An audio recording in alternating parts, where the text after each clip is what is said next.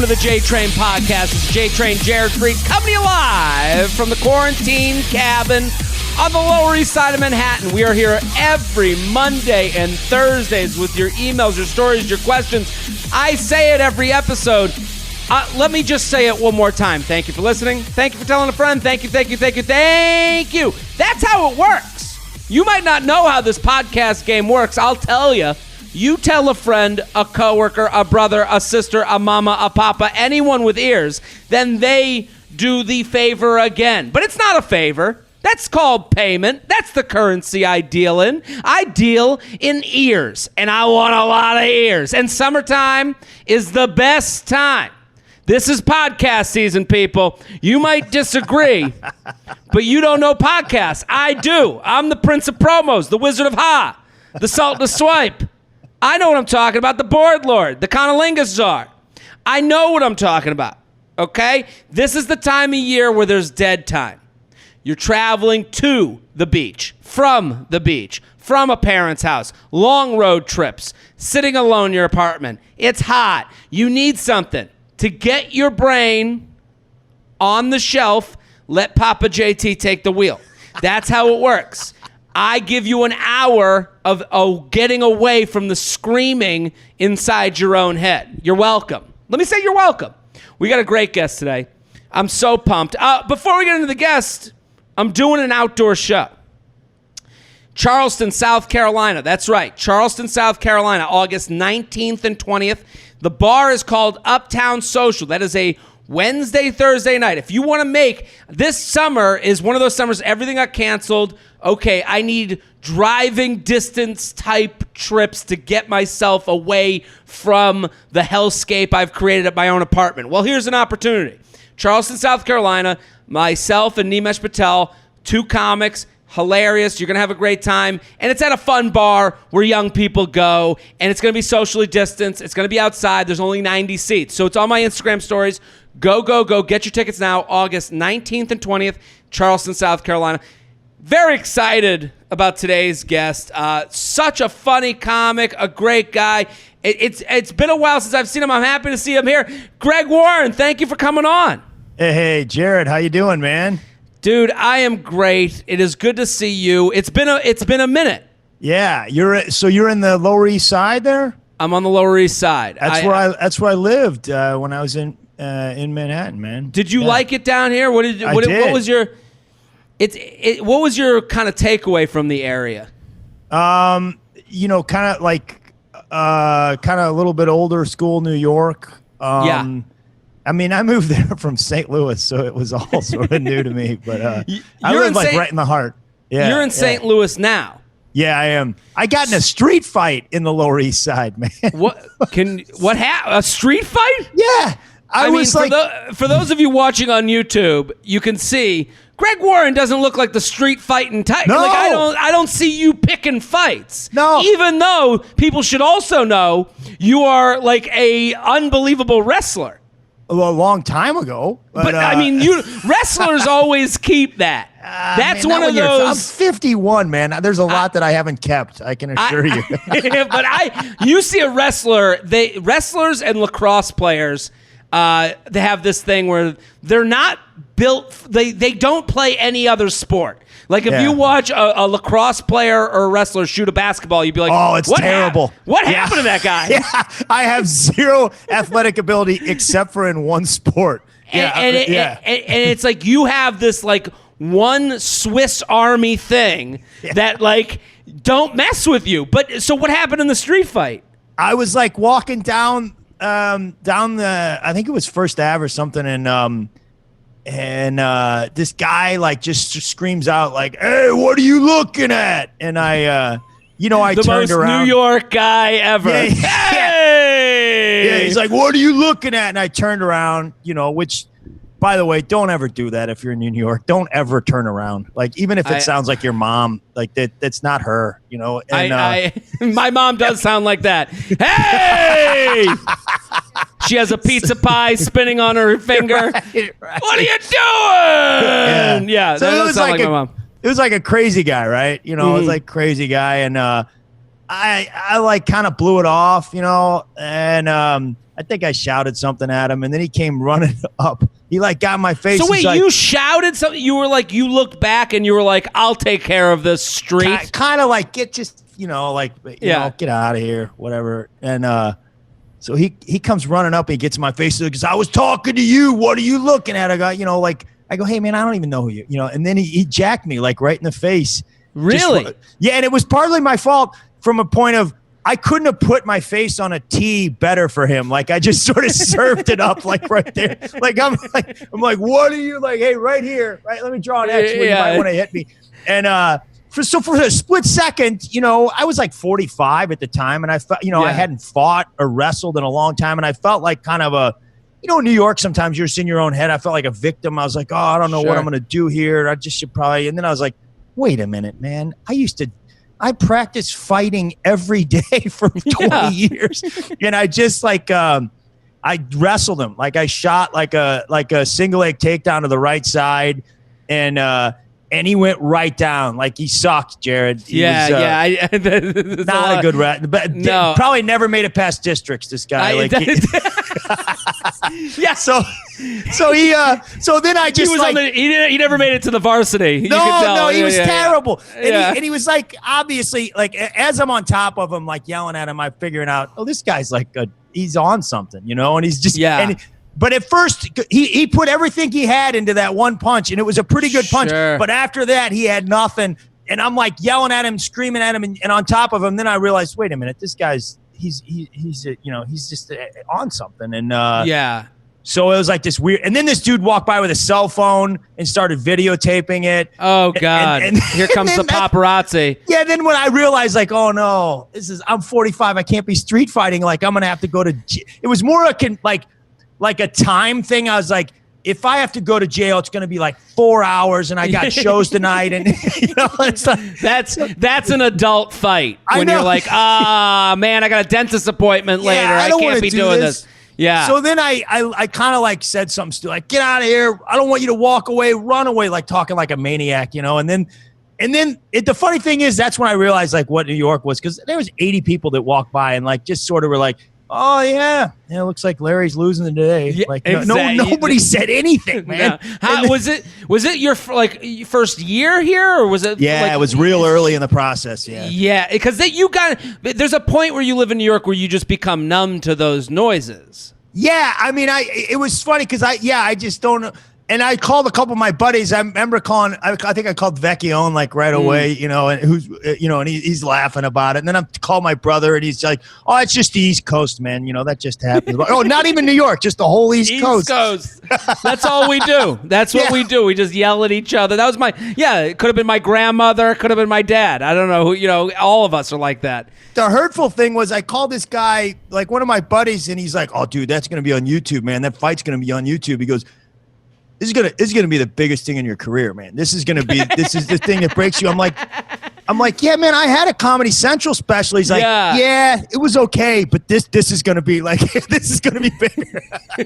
That's hilarious. I thought it was okay, but it wasn't like this, man. This is gonna be the thing. You'll be known as Street Fighting Greg. Going on the road. You guys will have to like travel together. You guys will have to do fake fights together. Yeah, bring the guy. Yeah, bring the heroin addict. Yeah. He opens, you fight, then you close. Yeah. I don't know, man. He was pretty strong. I think he might. I don't think I could follow that guy. I think he's closing the shows, Jared. He's got a lot of good material. I'm pumped to have you on. Speaking of material, comedy. I remember when I met you, like I was like I'm a fan, but I was in awe. Like you like I loved watching you on stage. You have a great way of but I love your sensibility. I love that you talk about family. Like I'm a fan. So it's cool to have you on the show. And I want everyone to go right now. Greg has a special on Amazon Prime right now. And you can find it. It's called Where the Field Corn Grows. Where did you tape it? What's the process like? Amazon Prime, when a special goes on there, do people how do you do it? So we shot it in Edwardsville, Illinois. It's sort of all about farming and what I don't know about farming. Okay. the production company's like, yeah, well, they're out of LA, and they're like, let's shoot it in LA. I'm like, no, man, I want farmers in the crowd for this. Like, this is about. So we shot it like in this small town. Is a really cool theater that was surrounded by farm communities, and I found this way to get like all these farmers there, and like there was like a combine parked outside the theater and stuff. So what is it just by chance that you were just working through a lot of farm material? What's the thought process, you know? Well, it kind of happened. Like, I was doing this show a while back in Iowa, and you know, I'm not a big crowd work guy, but you know, every now and then for 5 minutes, I'll talk to the crowd, and there's a bunch of farmers, and I go, "What do you farm?" The guy's like, "Beans," and I go, "Like green beans." And they all start laughing at me like I'm the dumbest. You know, like, he thinks we go green beans in Iowa. That's a good one there, green bean. It was soybeans, which I don't know. I didn't know. Like, and by the way, like, Jared, green beans, not that ridiculous of an answer. It's a real food. No. I didn't say jelly beans or Mexican jumping beans. You know? No, also soybeans, they're growing something that I would assume nobody in that part of the country eats. No, well, soybeans are all. It's mostly for animal feed. I learned. Okay. So yeah, I learned. I started telling that on stage, and it got some laughs, and then you know how you kind of just find a seam, and I was like, well, and so I started talking more and more about it, and then my a friend of mine, Jack Vaughn at Sirius, was like, I told him the joke. He's like, you got to do all about that, man. And so I went out and I just went to farms and started talking to people. And doing shows at farms? No. That hopefully. I was like, you want a farm tour? I was like, wow, this is great. It may come to that. I don't know where. Right now, we have no idea. Going. Yeah, of course. Yeah. But by the way, man, that show in Charleston, that's gonna you and Nimesh, man, that's an awesome show, man. I appreciate that. Thank you, man. Seen you guys. Those guys are really funny comics, and I don't know if you've ever been to Charleston. It's one of the coolest places there is. I've been. A friend of mine opened the bar that we're doing the show at, and that's kind of why the opportunity came up. The food, the Southern food. Oh, it's so good, man. Yeah. The food, not just the Southern food. In Charleston, there's a foodie culture. So they'll be like I've been in Charleston, and someone will be like, we got to go to this Greek place, and I'm like, what? I was like, I thought, what are we doing? You know, but I love what you're saying, and you went to farms to just talk to them so that you could think of material. Yeah. Just to see what I didn't know, and it was, you know how it is, man. Because the farmer would be like, a couple of them were trying to be jokey, and I'm like, no, just I just want to talk about it, and then because if you go to you're five just trying farms, to learn about it. You want to learn about it, yeah. And then 2 months later, there's a little seam that you're like, okay, that's something that I know and right away, one of the things I asked this guy about crop rotation, you can't plant the same crop on the same piece of land 2 years in a row. It's bad for the soil. Okay. So I asked him about that, and then he just goes, oh no, you don't go bean on bean. You can't go bean on bean. That's you don't go bean. That's not farming right there. That ain't. So I was like, okay, I know there's I know there's something there. You know how you just find a little. You seam? hear bean on bean, and you're like, okay, there's 5 minutes. I think we have something on bean on bean. You know. So I just want to tell the listeners, because this isn't a comedy podcast. We're gonna get to the emails, jtrainpodcast@gmail.com. We're gonna go through the emails, but I want to let people know that how hard it is. I think I have that dream of I was talking about I had one bit where I was like, I want to make that. I was telling someone, I was like, I want to make that the whole hour. Yeah. That one subject. And I was and then I started, talking a little bit on stage, and I was like, man, 30 seconds of that fucking 10 minutes I talked about that one subject worked. So it is so hard. But that 30, that's how it all starts, right? I've seen Brian Regan go. He starts on the subject, and then he's 9 levels deep on this subject that it just takes a while. That's the goal, but to hear that you have a special out doing that's so amazing, and I want everyone to go watch it. And I would say to you right now, Greg Warren is a fantastic comic. I am a huge fan. But I think this is one of those specials, and you can tell me if you're wrong, and I mean this as the greatest compliment in the world. You can watch it with your whole family. If you're sitting with your dad and your mom in a situation where you moved home, this is something to put on TV. Go to Amazon Prime and look up Greg Warren's name. It's called Where the Field Corn Grows. Would that be correct? Or I think it's G-rated. I promise it's not lame, but it is like you could watch it with your kids, man. Yeah, no, but that's an amazing thing to know that you can throw in a special, and you got your boy J-Train is telling you right now you're gonna have fun watching it with the whole crew, and you're all going to become a fan. So I want you guys to all go follow Greg on Instagram at GRockWarren. It's going to be all over my Instagram. And the special, Where the Field Corn Grows, it's on Amazon Prime. If you go to Greg's website, you can find all the places to watch it, GregWarrenComedy.com. Are you ready to do some emails? Yeah, man. Yeah, I'm going to try my best, man. You're going to be great. You said before we started you were a little nervous. What's your situation? You said you're single.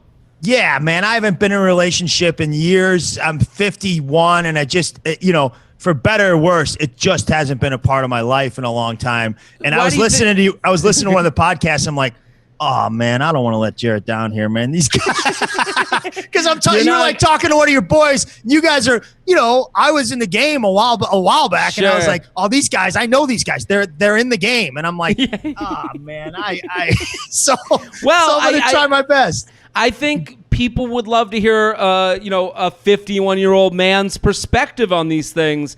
When's the last time you went on a date? Years, man. Why do you think that is? I don't know. I mean, it's probably some problems, but I mean, I could hide behind, like, it is a weird thing, like when you're traveling 45 comedy, weeks a year. Yeah. But I can't completely hide behind it. I guess what I would tell you is, as you get a little older, it still comes up in your mind. Like it's still like, hey man, yeah, I'm interested in that. But it's not as often as it used to. It used to be like, when I was in my early 30s, or even in my 30s, like you wake up like, this is the thing that's the most important thing. That this is the most important. Now it's like every now and then, and it's like but I like there's about 2 days out of the week where I'm like, I just don't feel very good, and then the other day of the week I'm tired, and then like that Thursday, I'm like, yeah, man, this would be something I would really want to do. And I'll be like, yeah, but I'm on the road and there's not anybody around. So I got to make it a priority. Well, do you, have you ever been married? No. Have you ever been close? No. I mean, there's a couple times where I wish, and this is what I really want to give advice about, is like, cause I've heard some of your callers. I'm like, there's like 5 or 6 girls where I look back and I'm like, man, I'll tell you one. There was when I was on the road in my early 30s, like I can't remember, or maybe mid 30s, but I was in Minneapolis and I was at this comedy show, and there's this girl that I met, and we kind of hooked up, and I'm like, and she was one of the most beautiful, cool girls I've ever remembered, like being involved with. And I don't know what the hell I was thinking. I got her number. We hit it off. She was beautiful. And I still remember, she looked kind of like Cameron Diaz in a way. I mean, that's as hot as it gets. She was, she was literally something about Mary, the one everyone was coveting. I mean, and for some reason she was dumb enough to, want to make out with me. But I remember just thinking like, oh yeah, this is great. And then I was in the next city, and I'm like, I'll just maybe give her a call. And then you just like move to the next city, and you move to the next city, and then you get in. You're like, there's this other girl, and like that's where a lot of my advice is going to be. Like, if you see a seam, you need to try to see where that's going to go. Yeah, give it a shot. I mean, give it a shot. Yeah, that's. I think like we have a lot of women that write in, and they and sometimes they'll look back and be like, there's. Especially when women start getting a certain age, when they're writing into this podcast, they're like, there's a little bit of social thoughts on that. Do you have that thing in you where you're like, I'm 51 and like, is it hard to go on a date and like say to someone like, no, I've never been married? Like, do they like ask more questions? Do you feel any of that? I'm pretty honest guy. Like, I don't care, you know. Yeah. I mean, yeah, if that bothers them, I don't care, you know. It's not, I mean, nothing you can do. I'm sure some people think it's weird, but it's, you know, and part of me thinks it's weird, you know, but well, even saying that is normal. Yeah. I'm like, yeah, all right, man. Why? There's probably a few things wrong with me, but well, I think you're great. I'm pumped to have you here. I want everyone to go check out the special because I'm guaranteeing right now you're gonna love it. Where the Field Corn Grows, Amazon Prime, at G Rock Warren. Grok Warren. Why is it G Rock Warren on Instagram? You know, it's one of those dumb, like, it was a joke that I had, it was like one of my first jokes where I was like, okay.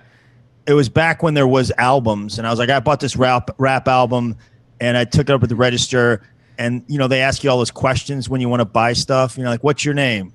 Sure. Greg Warren. What's your street name? G Rock. Greg. No, dummy. The name of the street that you live on, like, Whispering Meadows, you know. Yeah, and then like there's a meme on the internet that happened a few years back that was basically that joke. So you're like, all right, well, that joke doesn't need to be around anymore. But the story of most jokes right now, they end up somewhere on someone's Instagram page. Let's do some emails. Have the feels for my friend. What to do? Okay. Jared, feather. I'm in my mid-30s, and for about the past year have been friends with this guy who is a few years younger than me.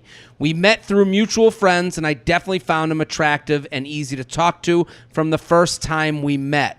We previously only hung out with our mutual friends until the beginning of this year when just the two of us started to hang out. Of course, this time together diminished during stay-at-home orders, but once restrictions were lifted, we hung out again, and he suggested we make it a weekly dinner.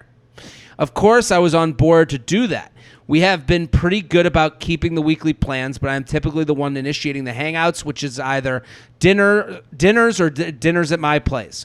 We have similar interests, laugh a lot when we're together, and he says that he likes spending time with me. However, nothing remotely sexual has ever happened between us, and holy crap, do I want it to.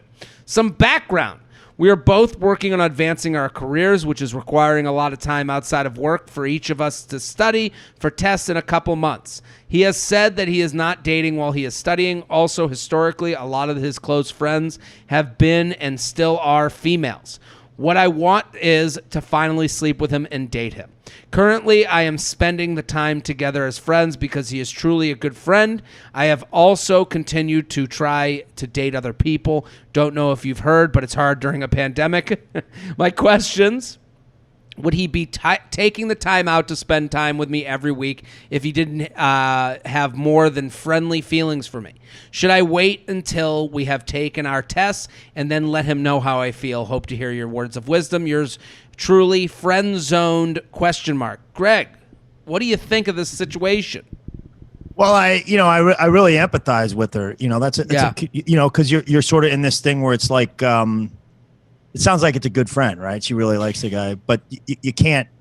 So the chances if she says something and it's not reciprocated, maybe you lose a little bit of a friendship. You lose that's the risk of the talking to your friend, is that the parachute of love will not open.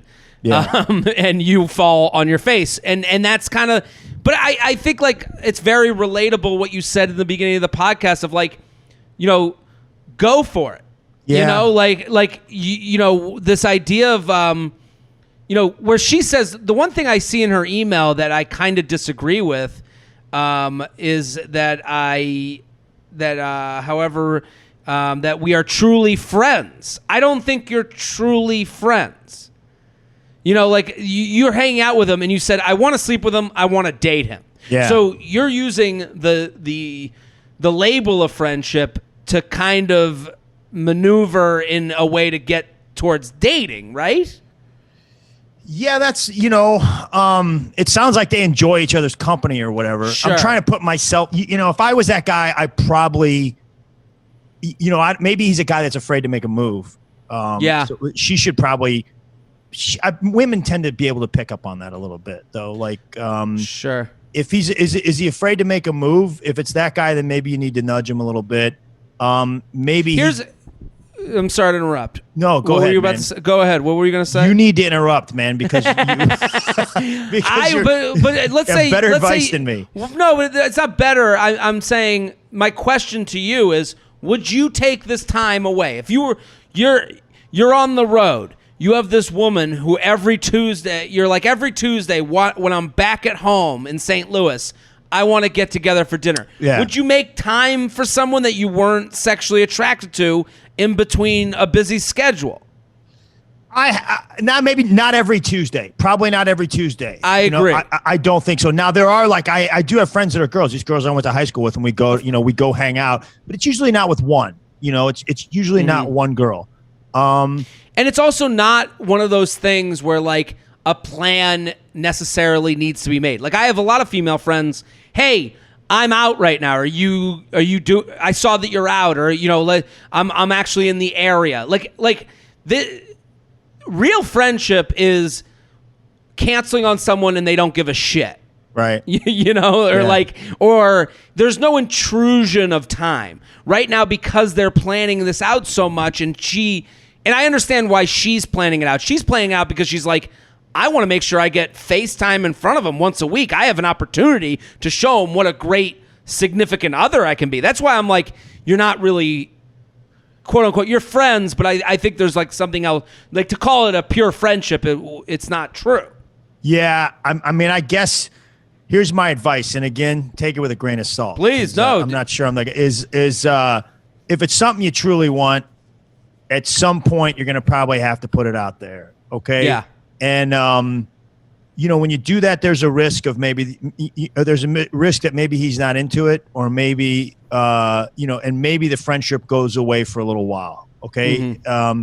And if that does happen, you got to know, that just wasn't the right guy. Like it's not a reflection of you, and it may sting a little bit. But sure. That's the one thing. Like I've taken risks in all parts of my life, but not in relationships. And one thing that I've learned about failure or pain is like your recovery time gets better. Like you remember when you used to have a bad set when you first started, you carried it around for 6 months. Now you have a bad set, it still stings. You're still like, I hate myself. God. Yeah. But you wake up the next morning, you're done with it. Okay. Yeah. So I think the problem with me with relationships that I wish I would have got stung a little bit more because, or just put it out there, taking more risks.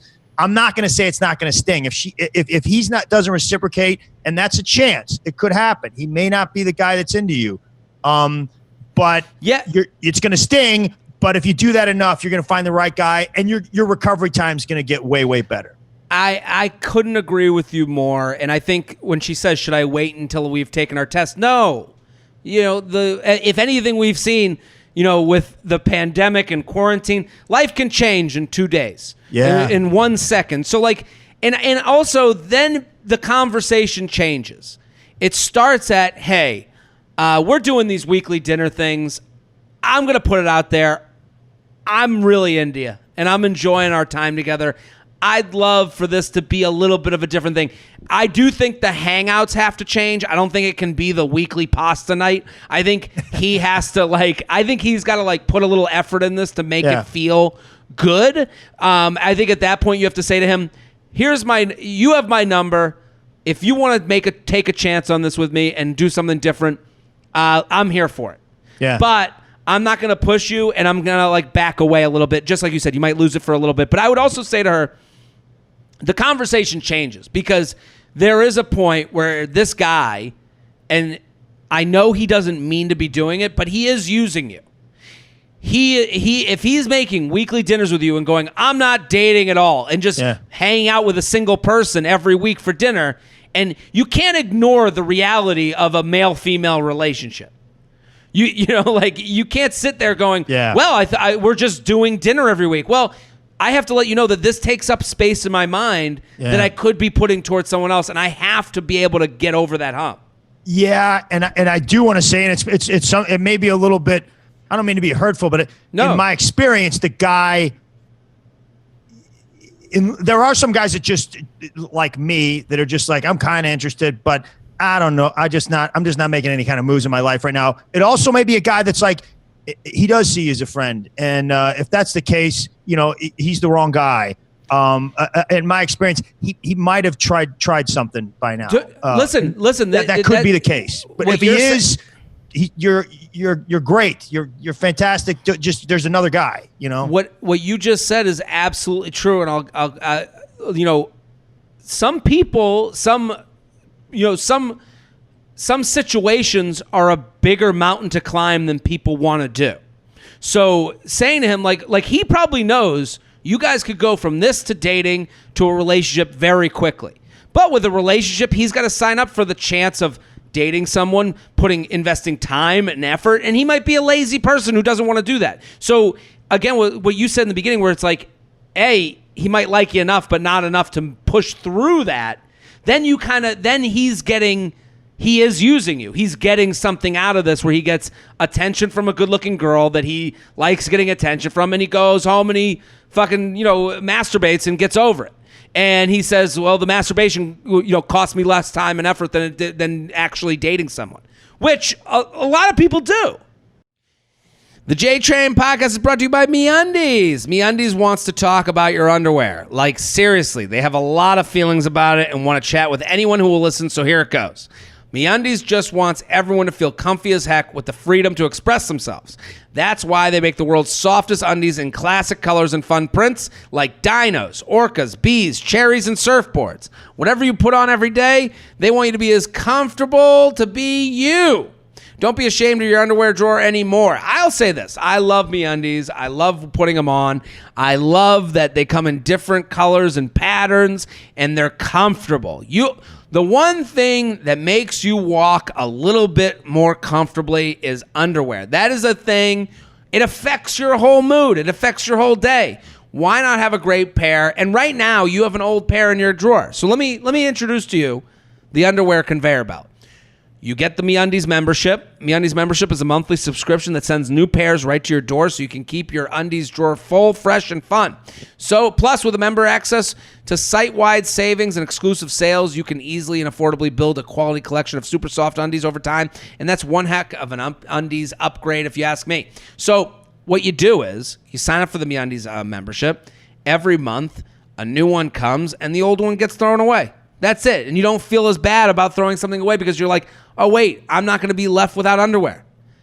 And I know for a fact I'm guilty of this too. We all have a pair of underwear that's ready to go. It's time to say goodbye. Time to grow up.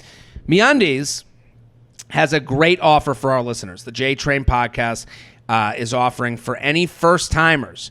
You'll get 15% off and free shipping. Wow. That's 15% off and free shipping. Just go to MeUndies.com/JTrain. No brainer. Get yours today. MeUndies.com/JTrain. MeUndies.com/JTrain for 15% off. The J-Train podcast is brought to you by Features. I love Features socks. I am telling you right now, I have them in all the styles, all the colors. They are, well, here's why I love them so much. They are functional, comfortable, and right now, you have a pair of socks that has lost its stretch. You know what I'm talking about. Everyone has them. Everyone has that one pair of socks that is your clothes are in the wash. These are the socks that get me by. I've had them for years, and the stretch is gone. They're just a sad, saggy sock. It's time to get rid of that sock. It's time to up the drawer. Get rid of that sock, put a Features in its place, and it's like, upgrading from a bad car to a Mercedes. That's what the difference is. It's upgrading from a Toyota with felt seats to a Mercedes with leather interior. To perform at your best, you need to feel your best from head to toe. Features has solely focused on making the best high-performance socks for the last 20 years. You know what they also have? They have so I have these sneakers that were new, and I'm trying to break them in, and they gave me blisters on the back of my foot. Bad blisters. And I'm like, because I'm used to wearing the short sock, the one that doesn't show. So when I got these shoes that are like high tops, now I'm in a situation where the high top is rubbing against the top of my the back of my leg, and I have socks that are made for a different shoe. Features has athletic socks that are long. Like instead of having to wear like dress socks that go up my calf, I can wear a Features sock that's actually an athletic sock that goes up to my calf. And and now I'm wearing these shoes all the time. I don't have to worry. I'm like, oh, you know how you make that deal with certain shoes where you're like, I'm not going to wear those because that's my blister shoes. No, not anymore. Features helps you out. Features are engineered to help you achieve your best every day, whether you're working out or on the go. Targeted compression acts like a hug around the arch of your foot, keeping the socks in place, preventing it from sliding down into your shoe. I am a huge fan of what they're doing. Anatomical design, plus a lifetime guarantee. They're so durable and long-lasting that if you're unsatisfied at any point, they'll give you a replacement pair, no questions asked. And the best part is, it's a family-owned business that's been passed down from father to sons. That's great. Their mission, to create products that help you achieve your personal best. I am a huge fan of Features. That's why I want to give you some free money. See why Features has quickly become the #1 running sock in America. For listeners of the J Train podcast, you can receive $10. That's $10. That's $10 off your first pair of Features by going to features.com using my code JTrain. That's $10 off your first pair when you go to feetures.com. Enter code JTrain at checkout. Again, that's features.com. Use my code JTrain for $10 off your first pair of Features. JTrainPodcast@gmail.com. JTrainPodcast@gmail.com. Ooh, this is a little long for this one, but it's a good email. Okay, let's do this. Guys want to move convo from dating app to Snapchat. How to respond. Okay, this might take some translation from me to you, Greg, but we're going to do this email. Okay? But I can guarantee it does. I mean, I'm aware that they exist. Jared. So I'm not that out of the game. I'm aware they exist, but yeah, you're gonna have to help me, man. But I think this is like from the mouth of babes type of thing. It like not knowing it kind of shows like, oh, they're definitely doing A and C. Like how men work. That's that's always the case. Jared, love the podcast. Thanks for the extra quarantine content. Also for empowering women to own their standards and not settle. I mean, I'm not. This podcast was not started to be a hero, but I appreciate the thank you. Please come to my shows. What's the best way to respond to a guy that asks to move the conversation from a dating app to Snapchat? Or do I just take it as a red flag and stop responding and move on?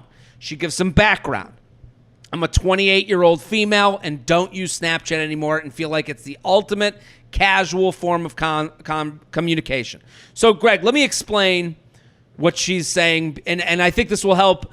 I think the terms I give it might help the listener also answer some questions.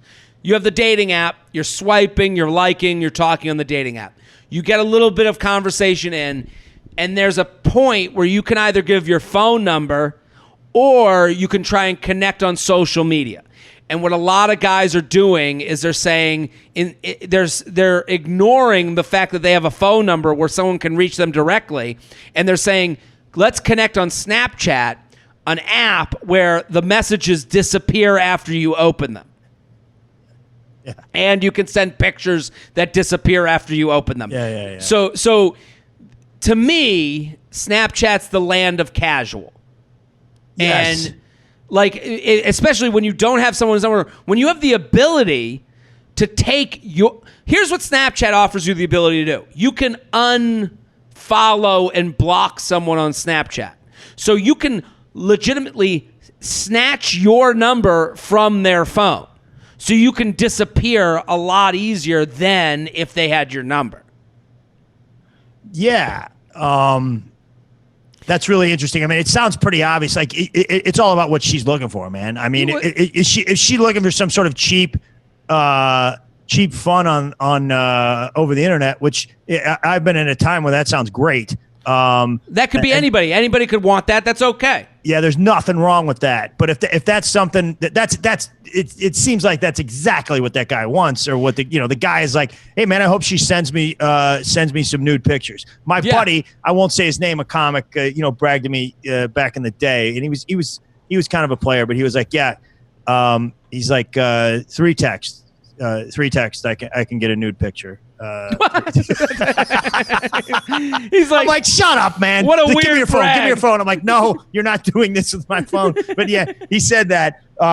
He's got kids right now, so he probably doesn't want me to say his name. But she went on to write, I assume that any guy that wants to snap versus text call isn't looking for anything serious. No. Recently, a couple of guys have asked me to move the convo from Hinge and Bumble to dating apps to Snapchat. They were both 27. I responded to the most recent guy with Snap. I think we're looking for different things. And he responded with 4 question marks.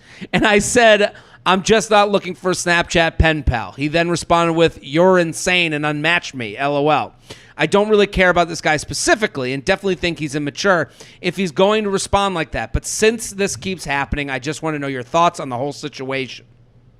So I would start by saying that the internet is the most easy place to be blissfully naive. So what do I mean by that?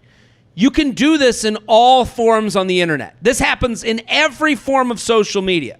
You post something, let's say someone posts something and you comment shitty and you don't like the post. And then someone writes back, and then you write back to them, you go, well, you were kind of shitty. They'll go, whoa, just joking around with you. It's like, well, you did everything to act shitty. You wrote a shitty comment. You didn't even like what I said. That's the equivalent of just giving me shit. And it's like, this happens at every turn. So what she did, all the time, it's passive-aggressive, shitty, blissful naivete. No accountability. Yeah, no accountability. And nobody takes the loss, ever. Yeah. So, and it's like this guy who's like, hey, let me give you your Snap. And you said, Snap, I think we're looking for different things. That's where she made the wrong decision. You're getting in an argument with someone you don't even know about what they're looking for, and there's no loss for them to take. They don't know you. Yeah. They can sit there the whole time going, no, I'm looking for something serious, but I just moved to Snap because I don't want to give up my number to just anybody. And it's like, we know what you're doing, dude. Yeah. We know what you're doing. It's the same with the people that it's like when someone says like, oh, I don't wear the mask because I have breathing problems. It's like, we know what you're doing.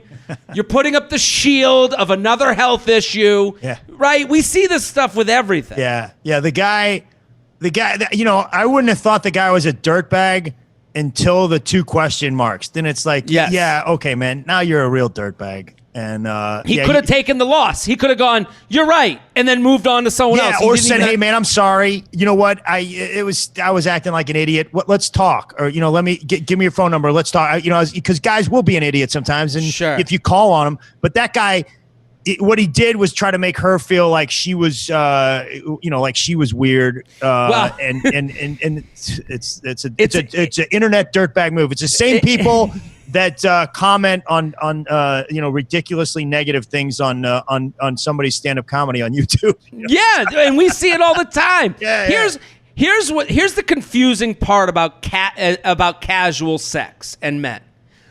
The confusing part is that men will work really hard for casual sex.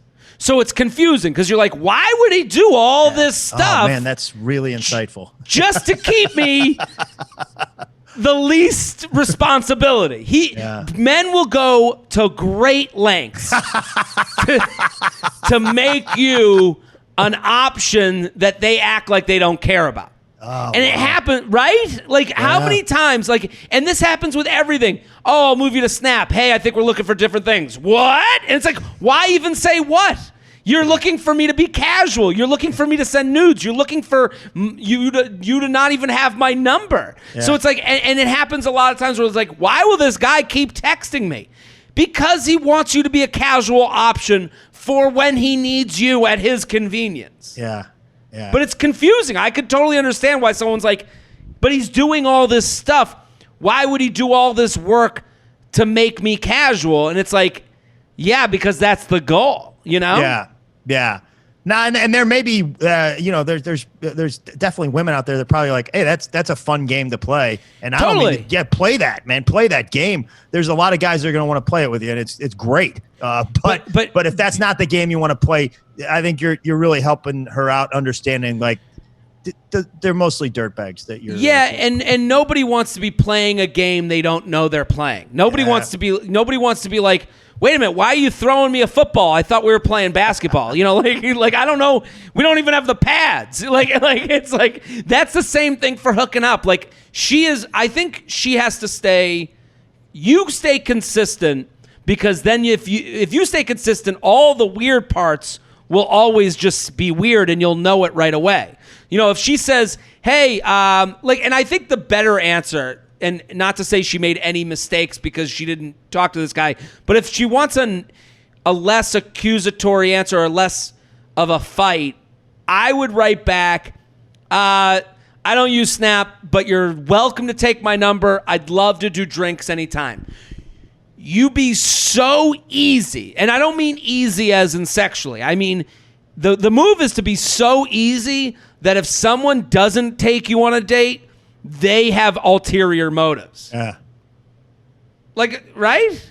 Yes, man. Now, yeah, absolutely. I'm going to shut up on that one because it's really good advice, man. JTrain Podcast at gmail.com. JTrain Podcast at gmail.com. Here with Greg Warren. Go right now. The special, Where the Field Corn Grows. It is on Amazon Prime right now. This is a must-watch. Go, go, go. GregWarrenComedy.com if you need help finding it, because you can go to his website. I'm on it right now. It's right on the front page, and it's going to be all over my Instagram, all over the place. Men confuse me. Okay, we got two men here. I met a guy on Bumble last May. I'm 29, he's 33. We talked for a little while, then he disappeared for 2 weeks. Thought nothing of it since it was still early on. He returned with, sorry, work has been so busy line. I saw it as a red flag, but I know life happens. We are in weird times, so I continued the conversation. He had been moving back to town, so I suggested we meet up for drinks. He said he was down, but would have to wait until he moved into his new place. He had been staying with his parents temporarily. They were high risk for COVID. We set up a date for 1.5 weeks out, mid-July, then didn't hear from him at all for 5 days following this.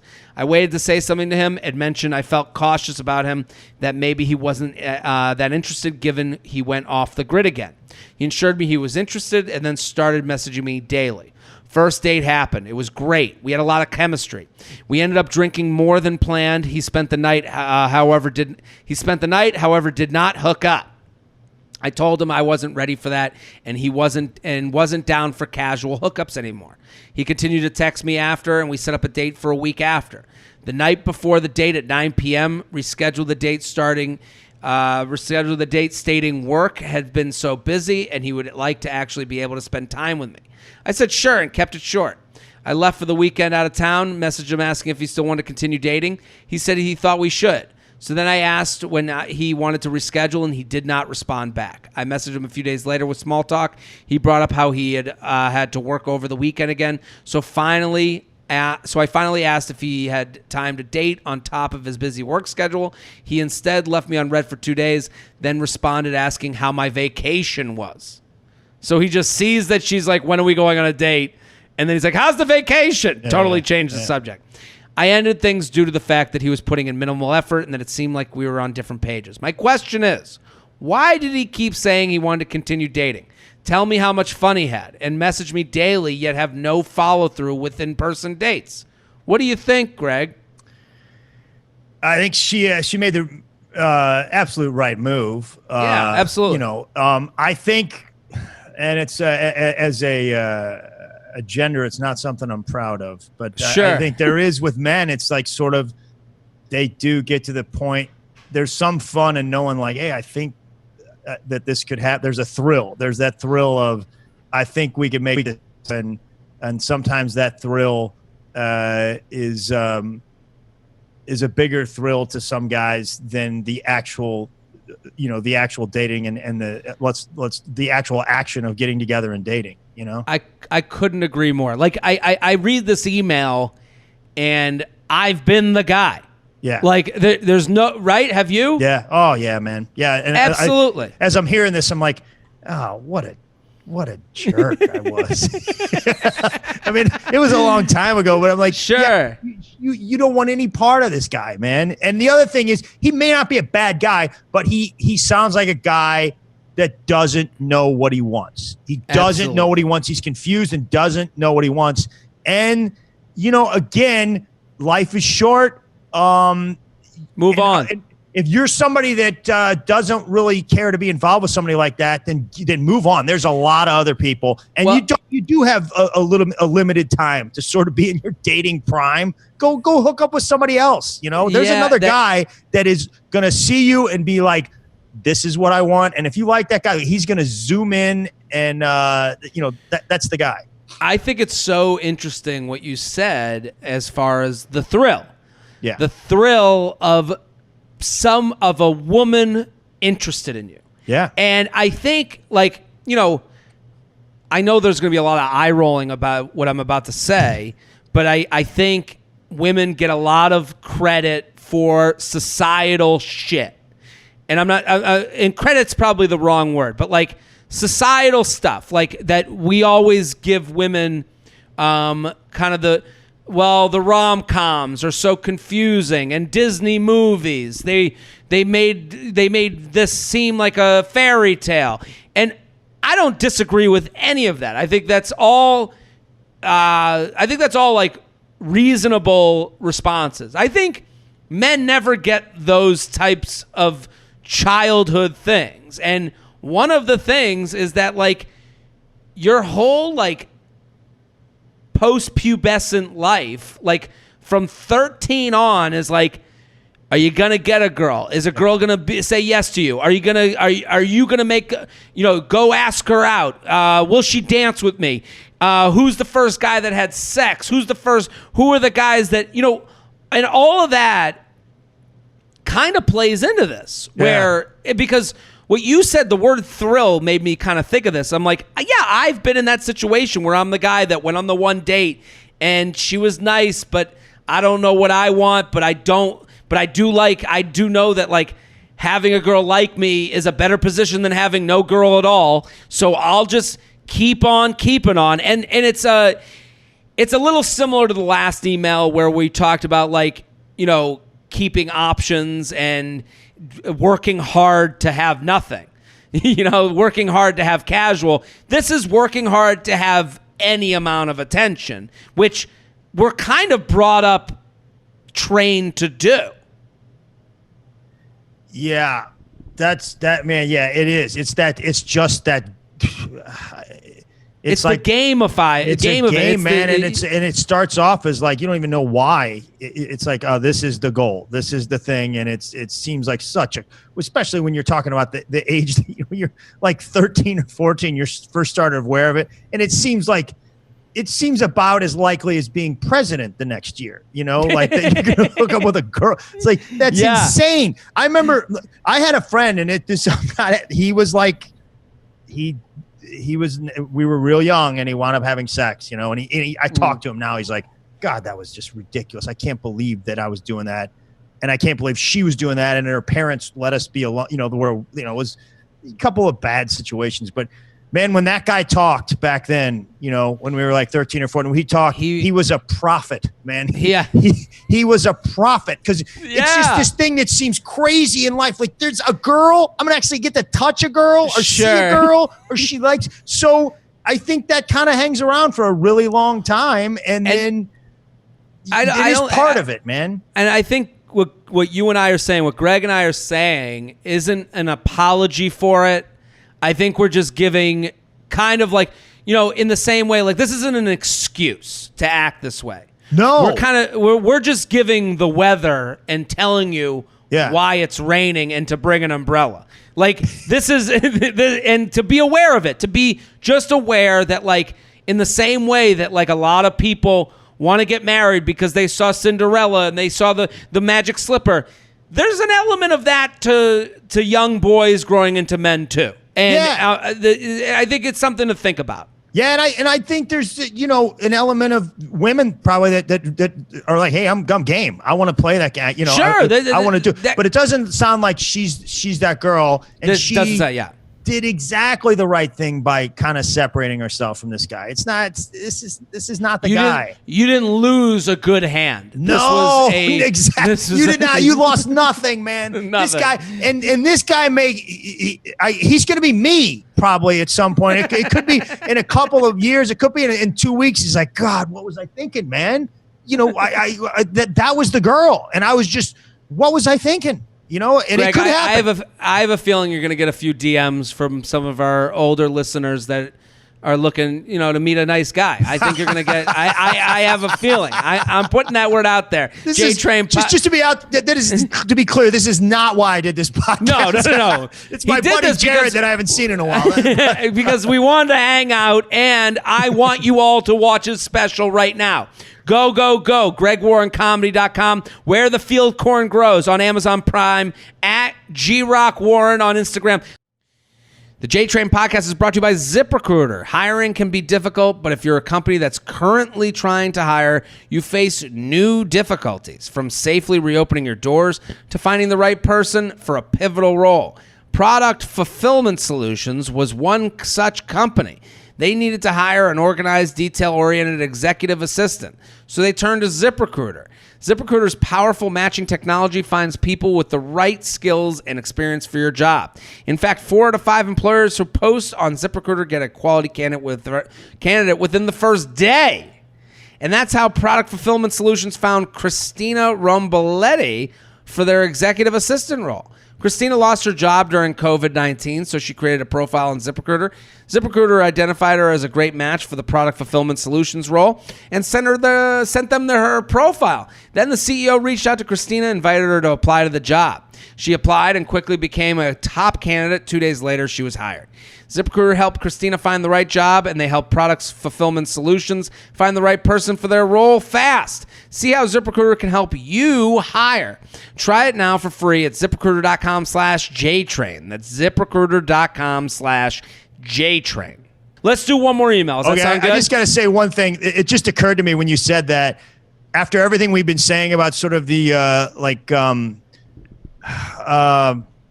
awful minds of men, some women are like, oh, wait a minute. This was all something they set up so he could start dating again. this was all the plan.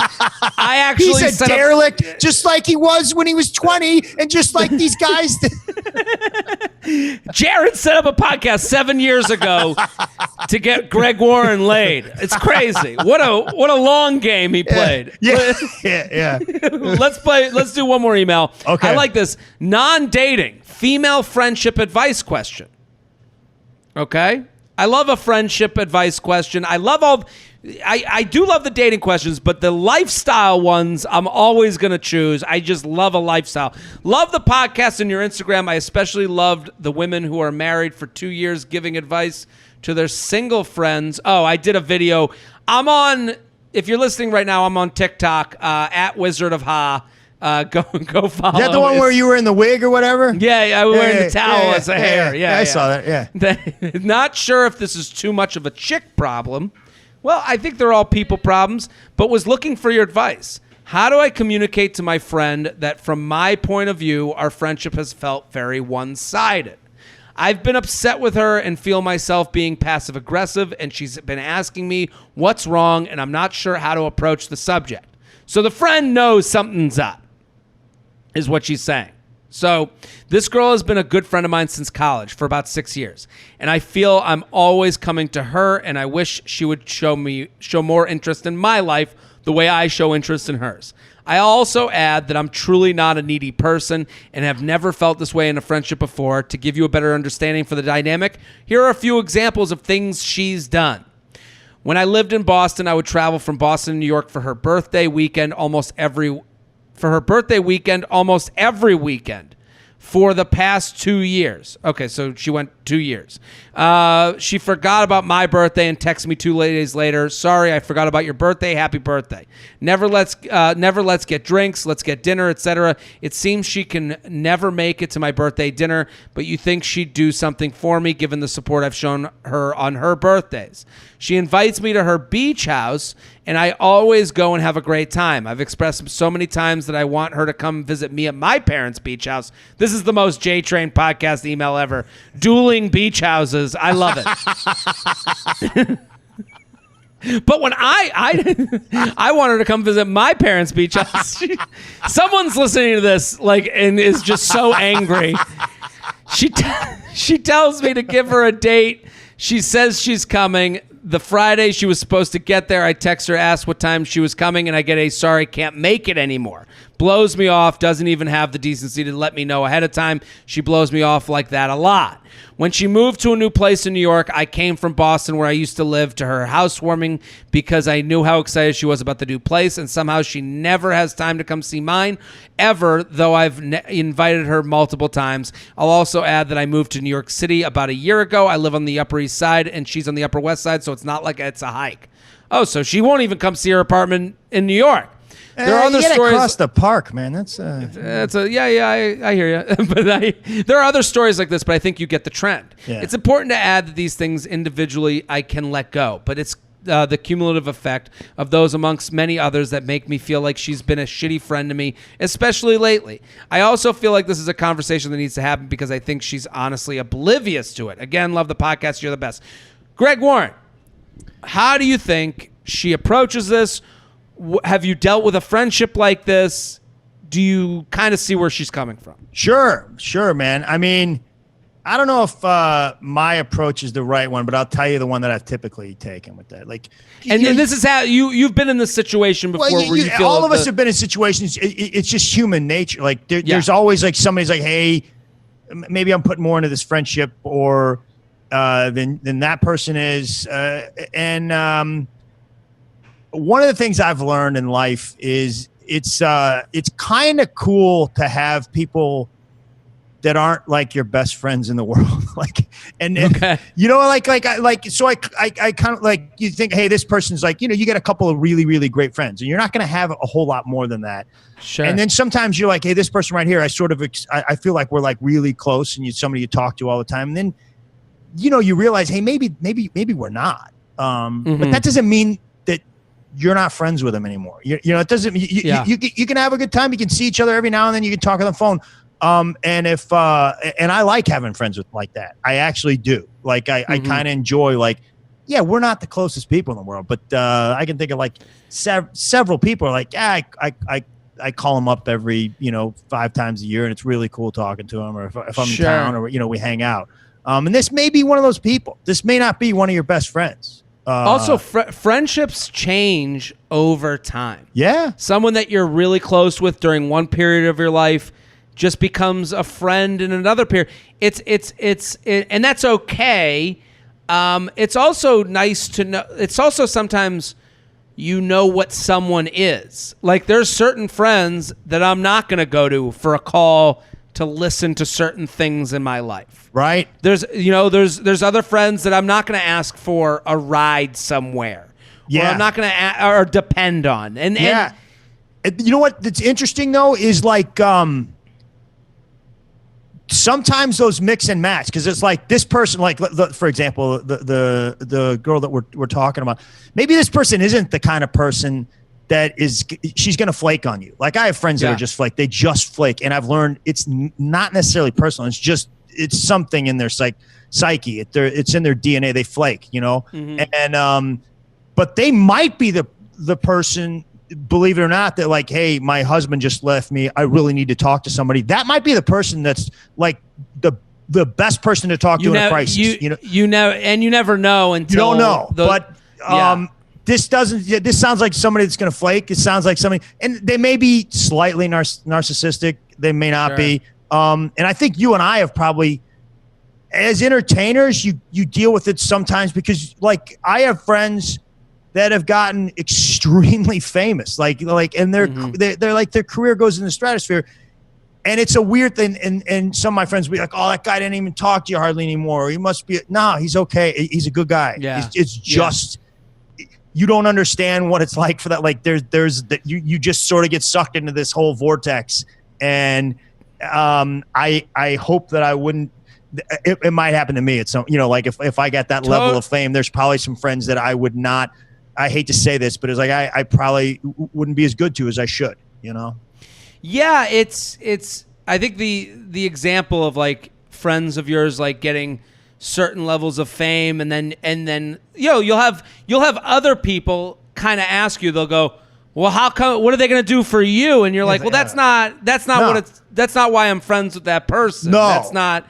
Yeah. That wasn't that's not how it works. Yeah, and I know a couple of people like, hey, am I going to go? What are they going to do for my career? Probably nothing. But if I called them and said, hey, man, I just had this horrible thing happen in my family or something, like those guys would be like, hey, what do you want to talk about? Like, what can I do? Exactly. They fill a different place. And I think sometimes, and it feels like this woman who wrote in where you used a word to describe the friend, quote unquote, narcissism. It sounds like your friend's like up her own ass a little bit. And she might come to realize that. Yeah. And she might make a change and go, you know what, I wasn't really a great friend. And I think sometimes with friendships, she's asking you, she wrote in the beginning of this, not sure if this is too much of a chick problem, but was looking for your advice. I've been upset with her and feel myself being passive aggressive, and she's been asking me what's wrong. I think she's got this woman, you need to pick up the phone and say, hey, I've been acting weird to you. We should get together and talk. I just got to get some things off my chest. And it doesn't have to be a Real Housewives moment made for Bravo. No. And I think I think you can say to someone, hey, it feels like this relationship's a little one-sided. I'm going to pull back a little. And you don't have to give like the litany. You don't have to give like the resume of why she's a shitty friend. You could just say, like to say, in my pool house, you never called. And, because that makes it sound small. And it's all you're looking is for someone to care about you the way you care about them.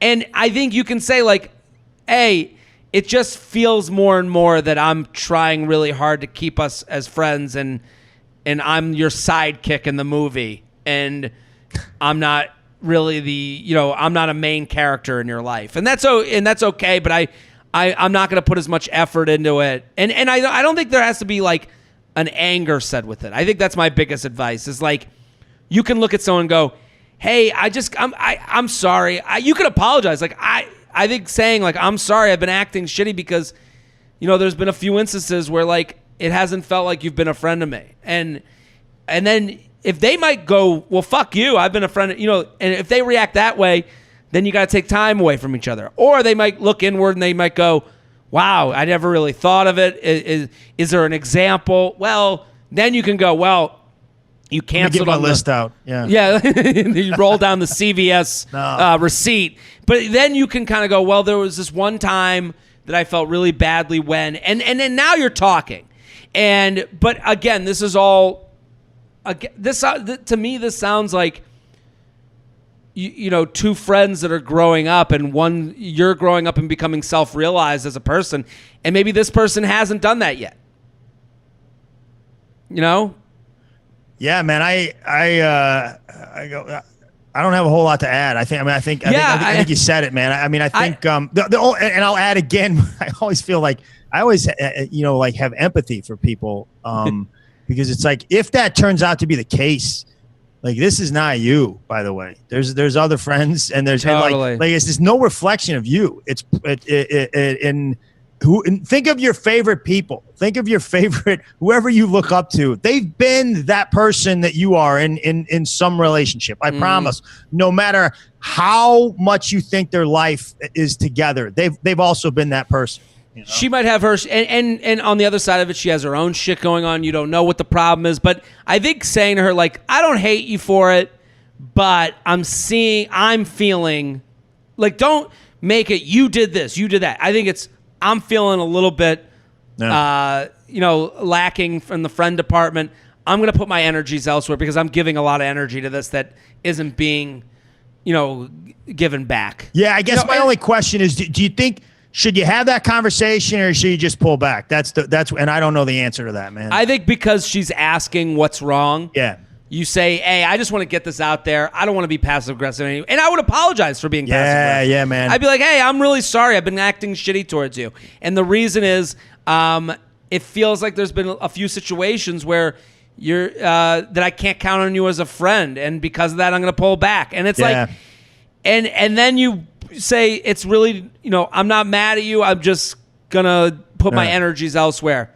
That's right. And I think coming at it with like over emotion is what like confuses things, because you just put it in me terms.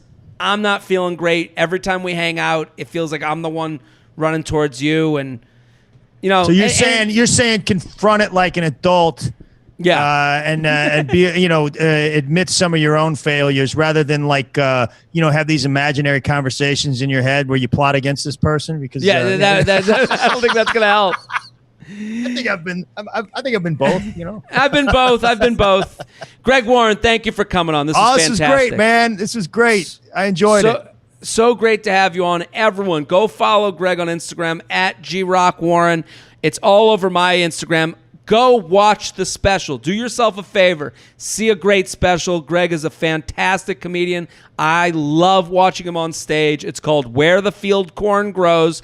It's on Amazon Prime. Make a night of it. Get your friends together. Go right now. Where the Field Corn Grows, Amazon Prime. Greg, thank you for coming on. Hey, buddy, I loved it, man. Thanks a lot. It's good to see you. It's good to see you. I'm Jared Freid. We're here Mondays and Thursdays. Keep spreading the word. Keep telling your friend. We'll be back next episode. Boom.